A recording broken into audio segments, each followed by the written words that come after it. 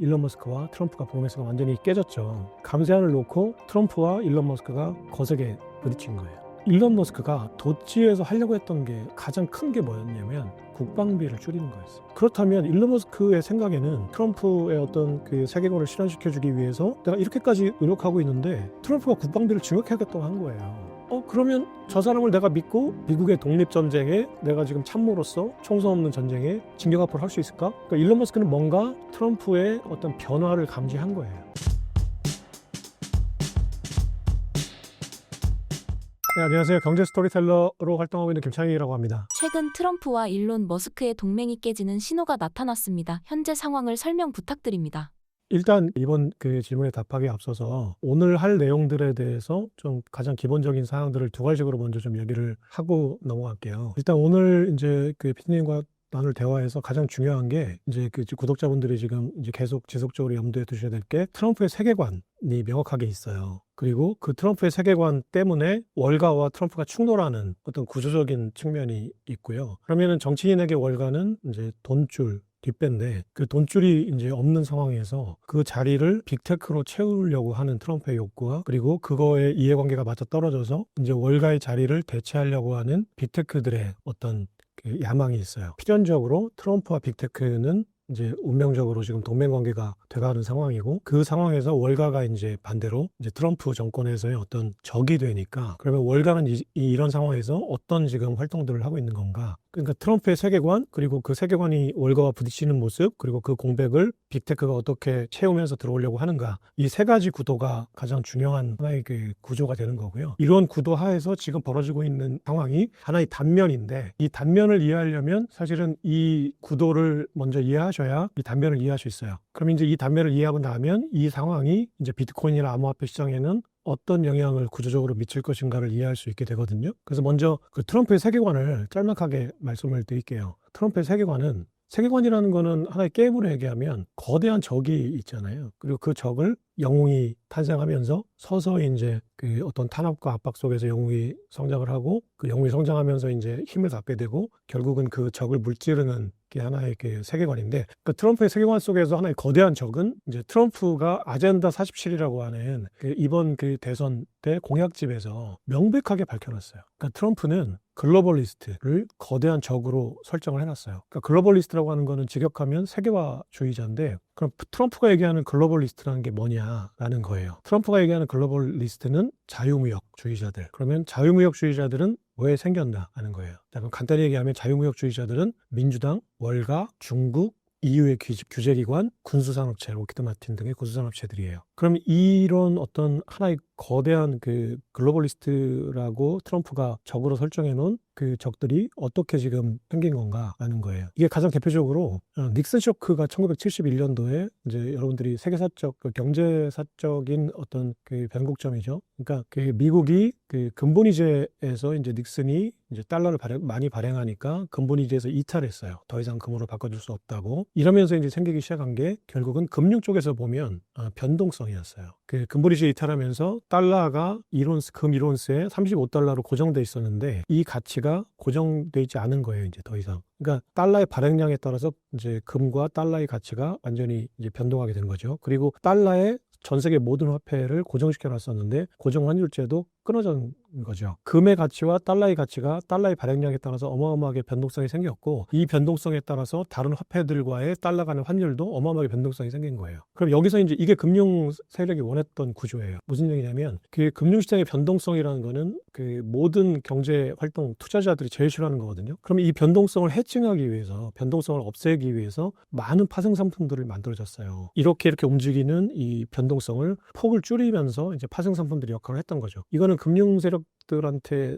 입장에서 보면 금융 상품이죠. 그리고 달러가 많이 발행이 되니까 이제 달러의 가치가 사실은 금리인데 금리가 어마어마하게 떨어졌죠. 제로 금리가 됐죠. 그러면서 이제 많은 대출 상품들이 나와요. 그러니까 그 시장에서 이제 그 일반 시민들과 그다음에 기업들이 거의 0%로 이제 금리를 이제 그 이자를 내고 대출을 받아서 집을 사고 사업을 하고 투기를 했던 거예요. 이건 금융세력 입장에서 보면 달러를 많이 발행할 수 있고 많은 파생 상품과 대출 상품을 팔아서 돈을 버는 거죠. 이게 이제 결국은 그 닉슨 쇼크 이후에 레이거노믹스라고 하는 신자유주의 물결 속에서 월가가 전 세계 자유무역과 자본시장의 자유화, 금융시장의 자유화를 퍼뜨린 거예요. 이게 이제 세계화예요. 그럼 이 과정에서 이제 무역 적자로 이제 미국의 제조업이 망가지고 그리고 미국의 제조업체들이 다 중국으로 WTO 가입을 이제 2001년도에 클린턴 정부 때 이제 클린턴 정부가 밀어붙이면 민주당 때죠. 그 중국이 WTO에 가입해요. 이게 결정적인 세계화의 어떤 또 하나의 변곡점이에요. 세계사적인 변곡점이 세계화에서. 그러면 중국이 WTO에 가입하면서 값싼 중국산 제품들이 들어오니까 미국에 있는 제조업이 전부 다 중국으로 이전됐죠. 이게 이제 지금 트럼프가 얘기하는 그 제조업체의 몰락. 그러니까 러스트벨트라고 하는 500만 개 일자리가 중국으로 이전되면서 수출되면서 중국은 이제 거대한 경제 성장을 했고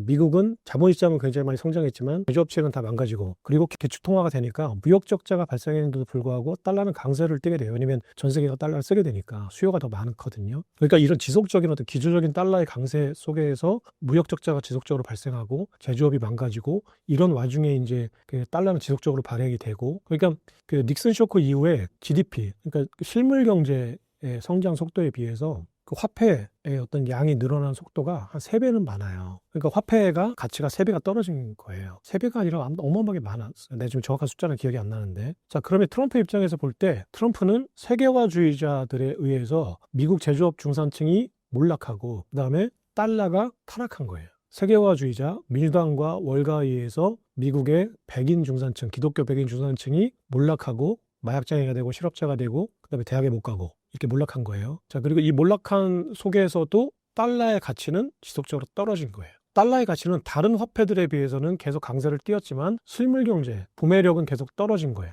그러니까 전 세계 모든 화폐가 다 떨어진 거죠. 달러에 비해서 다른 화폐들은 더 떨어졌으니까. 원화도 마찬가지고요. 그러니까 이게 지금 트럼프가 생각하는 세계관이에요. 그러니까 그 세계 글로벌리스트들이 자기네들이 돈을 벌기 위해서 달러를 지속적으로 발행하기 위해서 발행권을 움켜쥐고 지속적으로 신용창출이라는 거는 대출 상품을 팔아 제끼는 거거든요. 대출 상품을 무분별하게 팔면서 달러는 타락하고 중산층은 몰락했다. 그래서 나는 글로벌리스트들을 몰아내고 제조업을 살려서 미국을 다시 위대하게, 달러를 다시 위대하게 만들겠다 하는 게 트럼프의 세계관이에요. 자, 이 세계관으로 트럼프는 90% 중산층의 강력한 지지를 받고 스윙 스테이트라고 하는 필라델피아 뭐 이런 쪽에서 그 러스트벨트에서 원래 민주당의 텃밭이었는데 트럼프로 지지가 돌아서면서 이제 세 번의 대선에서 2번 이기고 1번 진 거죠. 팬데믹 때 1번 바이든 때 졌었고요. 자, 이게 이제 트럼프의 세계관이에요. 그럼 이 세계관에서 글로벌리스트라고 하는 거는 월가예요. 민주당이고 중국이고 군수산업체예요. 그러면 트럼프가 글로벌리스트를 몰아내겠다고 하는 거는 월가를 무찌르겠다는 거예요. 그러니까 월가는 필연적으로 트럼프의 적이에요.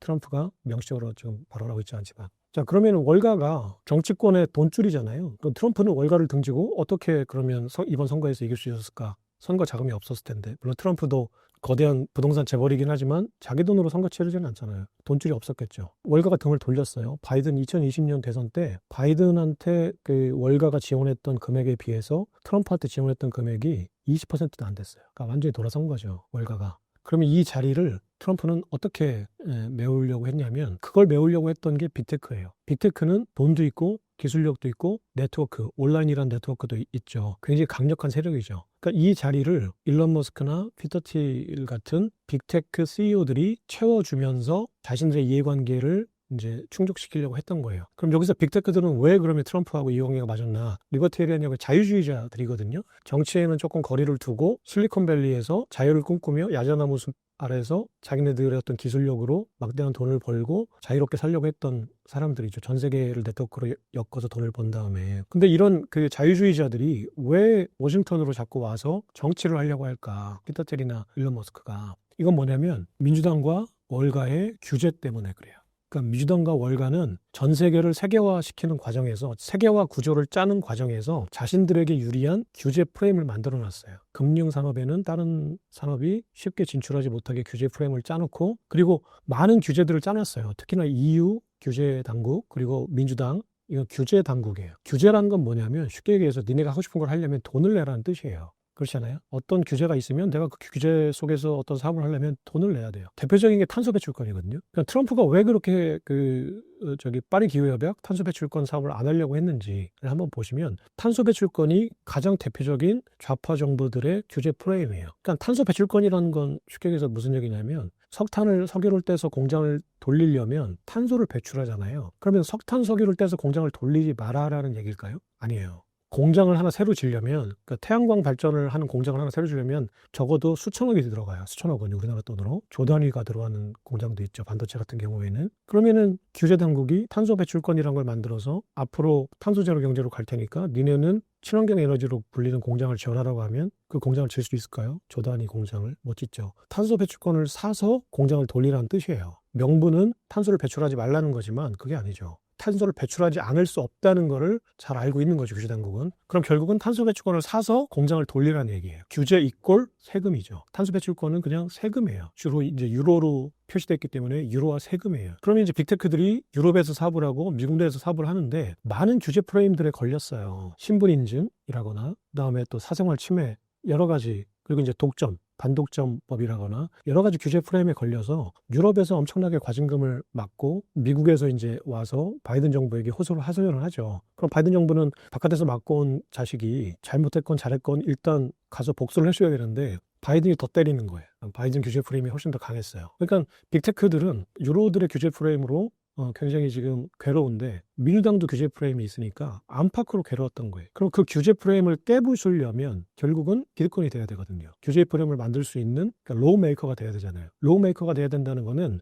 결국은 지금 월가가 하고 있는 그 마크 조종자 역할을 빅테크가 해야 되는 거예요. 그러니까 빅테크는 현실 자각을 한 거죠. 내가 이런 규제 프레임을 벗어던지고 사업을 지속적으로 영위하기 위해서는 우리가 다른 규제 프레임을 만들어야 된다. 그러기 위해서는 워싱턴 국회를 장악해야 되고, 국회를 장악하기 위해서는 로비를 해야 되고 워싱턴에 가야 된다. 그러면 필연적으로 지금 월가가 하고 있는 거하고 겹치죠. 그러면 트럼프와 빅테크, 민주당과 월가라는 이런 대결 구도가 필연적으로 지금 트럼프 정권에서 짜여졌던 거예요. 이 다음 얘기는 이제 서서히 이제 다시 드리고요. 그러면 트럼프의 세계관, 반세계화주의자라는 세계화주의자들을 때려잡겠다는 트럼프의 세계관과 이 세계관이 월가와 기본적으로 상충하는 측면이 있고, 이 기본적으로 상충하는 월가가 트럼프를 외면했을 때 이 빈자리를 빅테크들이 어떻게 메우려고 했는가, 그리고 트럼프가 이 빅테크들의 어떤 이런 욕구들을 받아들이면서 빅테크들과 어떤 이제 정치 활동을 하려고 했는가를 염두에 두시고 지금부터 이제 얘기를 할게요. 이번에 브로메스가 일론 머스크와 트럼프가 브로메스가 완전히 깨졌죠. 그 브로메스가 깨진 어떤 계기가 감세 법안이잖아요. 트럼프가 국회에 가서 호통을 치면서까지 하원 통과를 시켰던 법안, 감세 법안. 이게 트럼프 얘기로는 공식 명칭이거든요. One Big Beautiful Bill Act. 하나의 크고 아름다운 법안이죠. 그러니까 오빠 법안이죠. 우리나라 말로 하면, 이제 발음으로 하면, 읽으면 OBBBA라고 해서 오빠 법안이에요. 감세안을 놓고 트럼프와 일론 머스크가 거세게 부딪힌 거예요. 그러면 이 감세안의 내용이 뭐길래 일론 머스크가 이렇게 강력하게 부딪힌 걸까? 이 감세안의 법안은 기본적으로 일단 부자 감세예요. 그러니까 법인세, 소득세, 상속세를 낮추는 거. 그리고 여기 한 가지 더해서 국방비를 2030년까지 1,500억 달러 증액시키는 거였어요. 감세 법안이라고는 하지만 국방비 증액안이 포함되어 있어요. 이게 굉장히 결정적인 어떤 트리거가 됐던 거예요. 일론 머스크가 분노한. 그렇다면 트럼프 감세안의 주요 내용은 무엇인가요? 지금 얘기했듯이 부자 감세안인데 법인세를 기존에 이제 법인세율을 18% 낮춘 거. 법인세율을 21%에서 18%로 낮추려고 했어요. 근데 이건 이제 민주당의 반대로, 월가의 반대로 기존의 법인세율이 21%로 유지가 돼서 지속시키는 법안. 그리고 상속세율을 낮추는 거, 그리고 소득세율을 낮추는 거였어요. 쉽게 해서 부자들에게 세금을 덜 걷는 거예요. 민주당이 가장 반대하는 거죠. 공화당과 민주당은 둘 다 재정 적자를 필연적으로 이제 볼 수밖에 없는 구조를 이제 만들어 놨는데, 민주당은 복지 예산을 많이 편성해서 재정 지출을 많이 하기 때문에 이제 적자 재정이 나는 당이고, 공화당은 부자들에게 세금을 덜 걷기 때문에 세수가 적어져서 재정 적자가 나는 당이에요. 둘 다 지속적으로 재정 적자는 나는데 이유는 달라요. 그러니까 민주당은 복지 예산, 그러니까 서민들에게 메디케어라든지 복지 예산을 많이 편성해서 지출을 많이 해서 이제 적자가 필연적으로 나는 당이고, 공화당은 덜 걷는 거예요, 세금을 부자들에게. 그래서 부자들한테 좋은 거죠. 자, 여기서 일론 머스크가 분노했던 거는 사실은 민주당 월가의 어떤 압박 때문에 트럼프가 21%에서 18%로 법인세를 줄이려고 했어요. 일론 머스크는 법인을 운영하고 있으니까 법인세가 줄면 좋잖아요. 이제 2천억 원 정도의 돈을 트럼프에게 쏟아붓으니까 법인세를 줄이려고 했겠죠. 근데 월가의 압박으로 법인세를 못 줄였어요, 이번에. 21%를 유지하는 거였죠, 그냥. 여기서 일단 한번 이제 일론 머스크가 분노한 거예요. 두 번째는 재정 지출이 늘어나는 거예요. 국방비가 늘어나요. 1,500억 달러가 늘어나요. 2030년까지. 지금 미국의 국방비가 한 9천억 달러 정도 돼요. 1조 달러 정도 돼요, 얼추. 우리나라 돈으로. 그래서 천조국이라고 하거든요. 1,400조 원. 어마어마한 국방비를 쓰는 거예요. 근데 일론 머스크가 도찌에서 하려고 했던 게 뭔지 혹시 기억하세요? 가장 큰 게 뭐였냐면 국방비를 줄이는 거였어. 해외 원조국 공무원들 막 자르고 했잖아요. 이게 뭐냐면 미국이 왜 전 세계에다가 달러를 이렇게 쓸데없이 뿌리냐. 결국은 세계화주의자들이 달러를 무분별하게 찍어서 뿌리는 거를 막으려고 했던 거죠. 가장 대표적인 게 1조 달러의 국방비를 줄이는 거예요. 그러니까 그 도찌에서 하려고 했던 게 2조 달러의 재정 적자 중에 1조 달러 50%를 줄이려고 했는데 그 1조 달러를 줄이는 가장 대표적인 방법이 국방비를 줄이는 거였어요. 그래서 일론 머스크가 도찌 수장을 맡은 다음에 가장 대표적으로 했던 말이 뭐냐면 F-35 같은 바보 비행기는 처음 봤다는 거예요. 그러니까 로키드 마틴이 만든 F-35 전투기, 전 세계가 벌벌 떠는 F-35 전투기를 가지고 바보들이 만든 전투기라고 했어요. 비행기라고. 모든 거를 어중간하게 하는데 단 한 가지도 제대로 못한다는 거였어요. 그 비싼 전투기가 우리나라 돈으로 지금 얼마 정도 하냐면 600억 원인가? 제가 지금 정확한 금액은 기억이 안 나는데 수백억 원 하죠. 600억 원 정도 아마 하는 걸로 기억해요. 근데 600억 원 정도 하는 그 F-35 전투기가 모든 거 다 어지간히 해요. 속도도 빠르고 핵탄두를 탑재해서 폭격할 수도 있고 뭐 미사일을 탑재해서 폭격할 수도 있고 뭐 여러 가지를 하는데 단 한 가지도 결정적으로 잘하지 못한다는 거예요. 그러니까 미국이 1조 달러 그 국방비 중에 거의 40%를 로키드 마틴의 전투기를 사고 유지 보존하는데 쓰거든요. 그 1조 달러 중에 40%니까 4천억 달러 정도를 그 전투기를 매입하고 유지 보수하는데 인력들을 이제 고용해서 유지 보수하고 하는데 쉽게 해서 타이어 바꾸고 부품 바꾸고 이제 개보수하는 데 써요. 간단히 얘기하면 미국의 국방비 대부분이 로키드 마틴의 매출로 잡힌다는 거죠. 이제 그래서 트럼프가 이제 일론 머스크에게 줬던 미션은 국방비를 대폭 줄여라라는 거였죠. 명시적으로 국방비를 줄이라는 얘기는 안 했지만 네가 가서 1조 달러의 재정 적자를 줄이려면 지금 쓸데없는 재정 지출을 줄여야 되는데 가장 대표적으로 먼저 손대기 시작한 게 국방 예산이었거든요. 일론 머스크가 제일 먼저 도치 수장으로 가서 살펴보기 시작했던 게 재무부에서 국방부에서 로키드 마틴으로 얼마가 어떤 항목 때문에 지출이 되는가를 보는 거였어요. 그 일론 머스크가 이렇게 이제 그 재무부의 어떤 장부들을 이제 뜯어보기 시작하니까 미국 의회에서 그걸 경고하기도 했어요. 일론 머스크가 미국 정부에 선출된 공무원이 아니잖아요. 그냥 특별 어떻게 보면 임명직으로 잠깐 임시 공무원을 하고 있는 일론 머스크가 미국 재무부의 장부를 이렇게 샅샅이 뜯어보는 게 위험하다. 라고 미국 의회가 경고까지 날릴 정도로 그러니까 민주당이었겠죠. 그러니까 굉장히 민감한 문제였어요. 그러면 일론 머스크는 국방비를 한 5천억 달러 정도 줄여서 1조 달러 정도의 어떤 예산을 줄이는 재정 적자를 줄이는 활동을 하려고 했던 거예요. 근데 이번에 이제 어떤 이유 때문인가 일론 머스크가 활동 시간이 130일인가 그렇게 되거든요. 특별 임명직으로 들어온 공무원은 미국 내에서 공무원 활동을 하려면 1년에 130일 이상 활동을 하지 못하게 돼 있어요. 법상으로. 그래서 그게 끝난 다음에 이걸 연장하는 방법이 있었을 텐데 그걸 연장하지 않고 일론 머스크가 그냥 테슬라 어떤 CEO로 돌아갔잖아요. 근데 원래 트럼프가 도치 수장을 일론 머스크에 맡길 때 1월 20일 날 이제 그 취임을 하고 바로 도치 수장을 일론 머스크에 맡겼는데 그때 일론 머스크에게 너는 2026년 7월 4일까지 도치 수장으로 내가 준 미션을 완수해라고 하고 있어요. 여기서 되게 중요한 의미가 있거든요. 왜 7월 4일이었을까? 왜 일론 머스크가 활동 시한을 2026년 7월 4일까지라고 도널드 트럼프가 일론 머스크에게 오빠가 얘기했을까? 생각해보시면 재밌어요. 의미심장해요. 7월 4일이 어떤 날인지 혹시 아세요? 미국에? 7월 4일? 옛날에 영화도 있었어요. 미국의 독립기념일이에요. 특히 미국은 1776년 7월 4일 독립선언을 했죠. 토마스 제퍼슨이 이제 초안을 쓴 2026년 7월 4일이 미국 독립기념일 250주년이에요. 근데 트럼프가 일론 머스크에게 너는 2026년 7월 4일까지 국방비 등등에서 1조 달러를 줄이는 도치 수장으로서의 미션을 완수해라라고 했어요. 왜 7월 4일까지 하라고 했을까? 독립기념일까지. 아까 이제 트럼프의 세계관 속에는 이게 트럼프의 세계관을 이해하면 굉장히 쉬워요. 트럼프의 세계관 속에는 월가 민주당이라는 세계화주의자들이 지금 미국을 망쳐놨잖아요. 세계화 과정 속에서 미국의 경제를 중산층을 파탄내고 미국의 패권이라고 할 수 있는 핵심인 달러를 타락시켰죠. 민주당과 월가가 세계화주의자들이 타락시킨 이 경제, 그러니까 쉽게 얘기해서 미국은 독립을 하지 않은 거예요. 아직 트럼프의 머릿속에는, 트럼프의 세계관에서는 미국이란 나라는 이 세계화주의자들에게 아직까지 점령돼 있는 거예요. 그러니까 이 세계화주의자들이라는 거는 그냥 지금은 월가를 얘기하지만 사실은 미국 독립 당시 초기에는 지금의 현재 그 시티 오브 런던이라고 하는 저기 런던 금융가, 사실은 지금도 전 세계에서 자본 거래는 월가보다 시티 오브 런던이 더 많이 해요. 시티 오브 런던에서 넘어온 그 금융 세력들로부터 지금 미국은 아직까지 점령돼 있는 거예요. 독립하지 않은 거예요. 형식상 정치적인 독립 선언을 했지만 경제적인 독립은 아직 안 돼 있는 거예요. 트럼프의 눈에는. 그러면 트럼프는 2026년 7월 4일 날 일론 머스크가 임무를 완수했을 때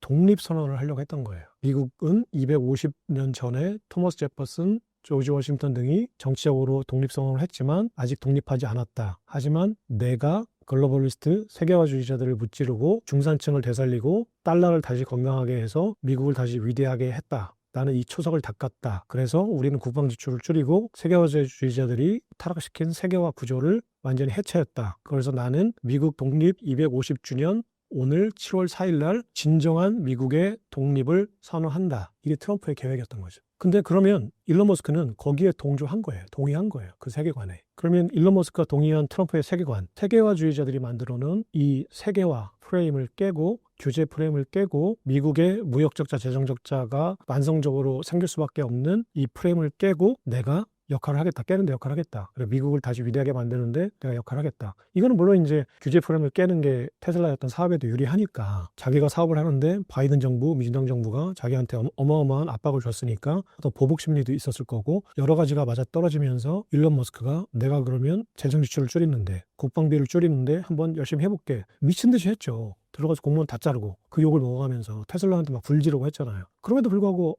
주저하지 않았죠. 굴복하지 않았어요. 계속 밀고 나갔죠. 그러니까 그렇다면 일론 머스크의 생각에는 나는 내가 지금 트럼프의 세계관에 동조해서 이렇게 열심히 하고 있는데 내 지금 기업의 이익과 내 사적인 이익을 다 포기는 안 했겠죠. 물론 장기적으로는 그게 이득이 됐을 거라고 생각했을 거예요. 일론 머스크도 냉혈한 사업가니까. 하지만 내가 지금 트럼프의 어떤 그 세계관을 실현시켜주기 위해서 내가 이렇게까지 노력하고 있는데 트럼프가 국방비를 증액하겠다고 한 거예요. 그러면 저 사람을 내가 믿고 미국의 독립전쟁에 내가 지금 참모로서 어떤 사령관으로서 계속 내가 이 총성 없는 전쟁에 진격 앞으로 할 수 있을까? 그러니까 일론 머스크는 뭔가 트럼프의 어떤 변화를 감지한 거예요. 트럼프가 왜 1월 20일 날 그렇게 강력하게 진격 앞으로를 외친 다음에 지금 6월 달 한 4개월이 지났죠. 4개월이 지난 다음에 왜 갑자기 저게 꼬리를 내리고 국방비 증액안을 내놨을까라는 거에 일론 머스크는 분노하고 실망하고 더 이상 이 노선을 같이 할 수 없다고 판단한 거죠. 그렇다면 앞으로 트럼프와 일론 머스크의 갈등 상황은 어떻게 흘러갈 것으로 보시나요? 그럼 이 문제를 해석하려면 트럼프가 왜 지금 꼬리를 내린 건가를 보셔야 돼요.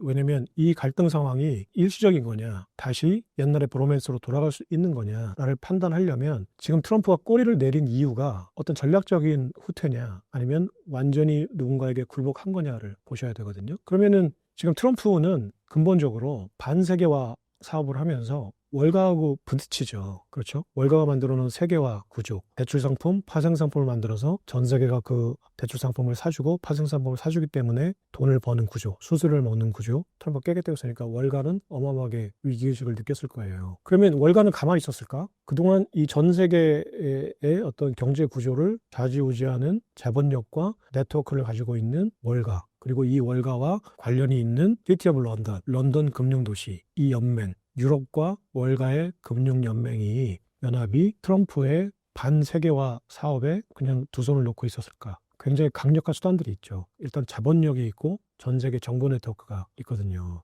일단 그 금융 세력들이 정권을 쥐고 흔들 수 있는 가장 대표적인 수단은 국채예요. 영국이 근본이제를 할 때부터 그러니까 로스차일드와 영국이 연합해서 근본이제라는 거를 1816년부터 이제 브레튼 우즈 체제까지 끌고 왔죠. 100년간, 200년간 끌고 왔죠. 200년간 영국이 근본이제를 끌고 오면서 로스차일드가 영국 왕실을 움켜쥘 수 있었던 거는 영국 왕실의 채권을 무이자로 사준 거예요. 근본이제에서, 그러니까 그 기축통화에서, 우리가 요즘 얘기하는 기축통화는 스페인부터 시작이 되지만 여기서 그냥 편의상 영국의 스털링이라고 하는 파운드화, 파운드, 그리고 미국의 달러, 영국의 파운드가 지난 200년간 있었고 미국의 달러가 이제 브레튼 우드 체제부터 100년간 있었던 거예요. 지금 300년의 이제 기축통화가 있죠. 영국의 파운드에서 미국의 달러까지로 따지면 300년이죠. 1816년 이제 근본이제 때부터 본격적인 기축통화라고 하면, 근본이제부터 시작된 그 금융 세력들과 영국의 정권, 그리고 월가의 금융 세력들과 미국의 정권들의 관계는 그 정부가 발행하는 채권을 거의 무이자로 금융 세력들이 사주는 거예요. 자, 우리가 기축통화라는 거는 정부의 화폐라고 생각해요, 흔히들. 하지만 정부는 화폐 발행권이 없어요. 우리가 생각하는 지금 영국과 근본이제에서 영국 왕실과 지금 우리가 생각하는 미국 재무부는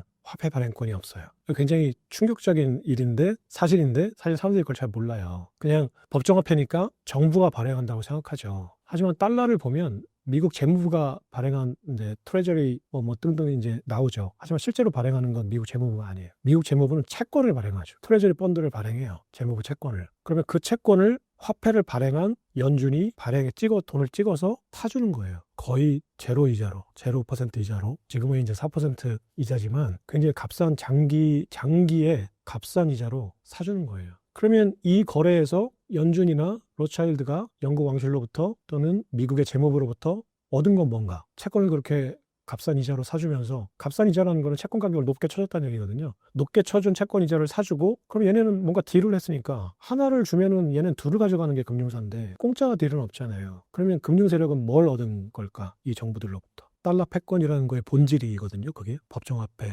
제도의 본질. 간단히 얘기해서 화폐 발행권이에요. 내가 지금 그 미국 재무부나 영국 왕실한테 화폐 발행권이 있는 게 아니라고 했잖아요. 영국 왕실과 미국 정부는 채권을 발행하고 이 채권을 값비싸게 사주는데, 거의 제로 금리로 사주는데, 이 금융 세력이 얻은 거는 뭐냐면 채권을 거의 제로이자로 사주는 대신에 화폐 발행권을 가진 거예요. 돈을 찍어서 뿌릴 수 있는. 이게 그 딜로 시작된 거예요. 그 패권 국가들이 뭐 지금은 조금 이제 얘기가 다르지만, 원래 패권 국가는 이제 근대까지, 뭐 지금도 마찬가지예요, 사실은. 현대도. 해상 강국이 패권 국가죠. 막대한 해군력을 동원해야 돼요. 해군력이란 건 이제 항공모함이니까 비행기 공군력을 포함하는 거죠. 그러니까 막대한 그 해군력을 유지를 해야 되는데, 아까 지금 얘기했듯이 미국 국방부는 1년에 1조 달러를 쓰죠. 1000조 원을 쓰죠. 우리나라 2년 예산을 걔네는 국방비로 쓰는 거예요, 매년. 이렇게 막대한 국방비를 써야지 유지가 되는 게 패권 국가잖아요. 그러면 정부는 화폐 발행권이 없어요. 그러면 빚을 내야죠. 그럼 빚을 내는 게 누구냐면 금융 세력들한테 빚을 내는 거예요. 부자 금융 세력들한테. 그럼 영국 왕실은 로스차일드였고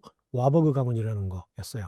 독일에서 온 와버그와 그리고 독일에서 온 유대 로스차일드 금융 세력으로부터 이제 막대한 돈을 빌렸죠. 그러니까 돈을 빌렸는데 왕실이 나중에 돈을 갚으려고 할 때, 뒷간 들어갈 때 다르고 나올 때 다르거든요. 내가 36조 달러가 지금 미국이 빚이잖아요. 미국이 이거를 가장 쉽게 갚는 방법이 뭔지 아세요? 국채를 발행해서 돌려받게 하는 거예요. 근데 그럼 어쨌거나 최종적으로 가면 궁극에는 그 채권을 언젠가 갚아야 되잖아요. 계속 돌려받게 하다가 어느 순간에는 갚아야 되잖아요. 상환해, 그러면 상환해야 되잖아요. 더 이상 너한테 만기 연장 안 해줄 거야? 그럼 상환해야 되잖아요. 그럼 가장 대표적인 방법이 뭐가 있을까? 내가 상환 안 하는 방법. 영동의 사채업자한테 돈을 100억 원을 빌렸어요. 근데 PD님은 그 뒤에 종폭 세력을 가지고 있어요. 그러면 그 명동 사채업자한테 내가 돈을 안 갚는 방법은 뭘까요? 그죠? 협박하거나 죽이거나. 그러니까 영국 왕실도 마찬가지였어요. 그 로차일드한테 돈을 빌려 썼는데 갚기 싫죠. 군대가 있는데 7위대가 있잖아요. 그럼 몰래 보내서 죽이면 돼요. 그래서 원래 스페인하고 네덜란드가 이제 패권 국가일 때는 스페인에서 금융 세력을 내쫓았죠. 죽이거나 내쫓았어요. 그래서 그 명분은 기독교로 개종하지 않으면 추방시켰어요. 근데 그게 결국은 그 유대인들이었거든요. 금융 세력이라는 게. 그러니까 유대교죠. 개종해라 그러고는, 유대인들에게 유대교를 기독교로 개종하라는 거는 정체성을 완전히 말살시키는 거예요. 받아들일 수 없는 거죠. 개종한 유대인도 있었지만 대부분 개종하지 못했죠. 쫓겨나거나 죽임을 당하는 거예요. 자, 이거를 이제 영국 정부도 알아요. 막대한 해군력을 이제 대영 제국을 유지하기 위해서 막대한 빚을 로차일드 금융 세력, 와버그 로차일드 금융 세력부터 빌려 썼어요. 근데 만기가 되니까 갚기 싫죠. 그러면 금융 세력을 다시 쫓아내거나 죽이면 되잖아요. 근데 금융 세력들도 알았어요. 스페인하고 자기들의 조상들이 스페인이나 네덜란드로부터 왜 쫓겨나고 왜 죽임을 당했나. 그래서 금융 세력들이 만들어낸 상품이 채권이에요. 채권이란 게 뭐냐? 채권이 뭐죠? 대출 증서잖아요. 만약에 은행이 피디님한테 1억 원을 대출했다. 은행으로부터, 국민은행으로부터. 그럼 국민은행은 피디님한테 1억 원의 대출 채권을 가지고 있는 거죠. 그러면은 이거는 빌린 사람과 빌려준 사람의 이름이 거기 적혀 있죠, 채권에. 그러니까 차용 증서에. 근데 그 차용 증서에 이름이 적혀 있는 받을 사람을 왕실이 죽일 거 아니에요. 그러면 내가 금융 세력이라면 이 위험을 어떻게 해칭할까? 여기서 이제 채권이라는 아이디어가 나온 거예요. 무기명 채권이. 그러니까 무슨 얘기냐면 받을 사람의 이름이 적혀 있지 않아요. 무기명 채권이 그 무기명 채권의 개념이 그건지 모르겠는데 어쨌거나 채권이란 거는 내가 이걸 가져가면 돈을 갚아라라는 어떤 증서지 거기에 받을 사람이 정해져 있지 않아요.